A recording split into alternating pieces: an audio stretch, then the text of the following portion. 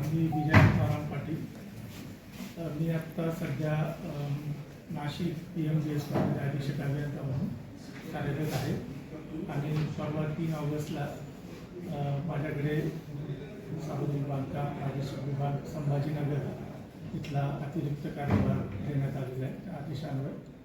आणि आज मी 5 ऑगस्टला मध्यान्होत्तर ह्या प्रादेशिक विभागाचा मुख्य अभियंता म्हणून कार्यभार स्वीकारला आहे.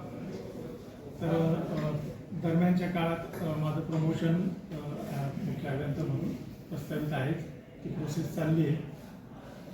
तर आज दुपारी म्हणजे चार्ज घेतल्यानंतर मी सगळे आमचे कार्यालयीन कर्मचारी, आमचे अधीक्षक अभियंता भगत साहेब, पवार मॅडम, कार्यकारी अभियंता, कार्यकारी अभियंता, तसेच इतर सगळा स्टाफ यांची बैठक घेतली, ओळख करून घेतली विशेष म्हणजे.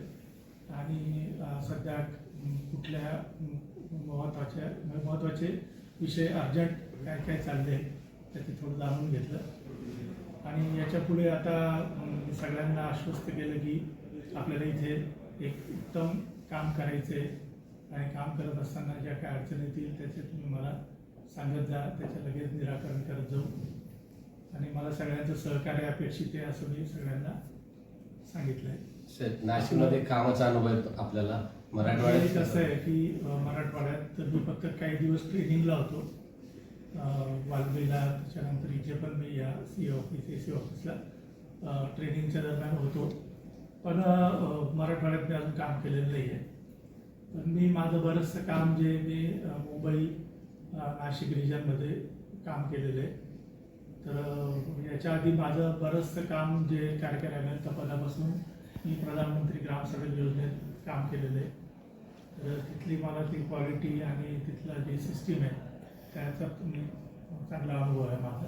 आपल्या सेवेमध्ये आपण लक्षवेधी कुठलं काम केलेलं आहे जे ऑफिसमध्ये सांगतो तुम्हाला. तर मी कार्यकारी अभियंता म्हणून कळवण जिल्हा नाशिक येथे कार्यरत असताना सप्तशृंगी गड जे आहे तिथे माझ्याकडे ते आमच्या कार्यभार क्षेत्रात होतं. तर त्या ठिकाणी मी तिची फनिक्युलर ट्रॉली जी तुम्ही आता वापरतात लोक, तर ती फनिक्युलर ट्रॉलीचं मी 3 वर्ष माझ्याकडे मी काम बघितलं इथे. आणि त्यावेळेस मुख्यमंत्री फडणवीस साहेबांच्या हस्ते आमचा सत्कार पण करण्यात आलेला आहे त्यावेळेस.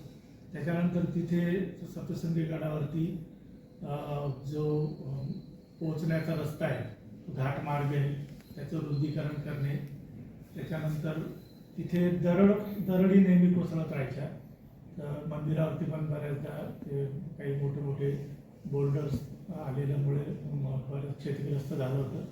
तर अशा ठिकाणी मी तिथे याचं रॉक फॉल प्रोटेक्शन म्हणजे दरड प्रतिबंधक योजनेचं काम आपण तिथे केलेलं आहे. त्या ठिकाणी आपल्याला IIT पवईचं सल्लागार होते आणि मेकॅफरी म्हणून एक कंपनी इटलीची, त्याच्याकडून आपण ते खूप अवघड काम होतं. पण त्यानंतर आजपर्यंत तिथे दरडीचा काही प्रॉब्लेम नाही. हे काम साधारणतः 2013-14च्या दरम्यान झालेले आहे.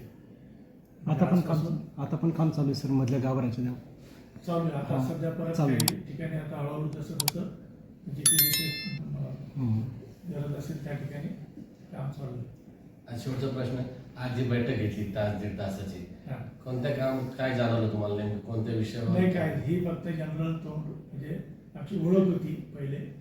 याच्या व्यतिरिक्त कोणाकोणाकडे काय काय कार्यभार आहे काय नाही हे फक्त मला जाणून घ्यायचं होतं.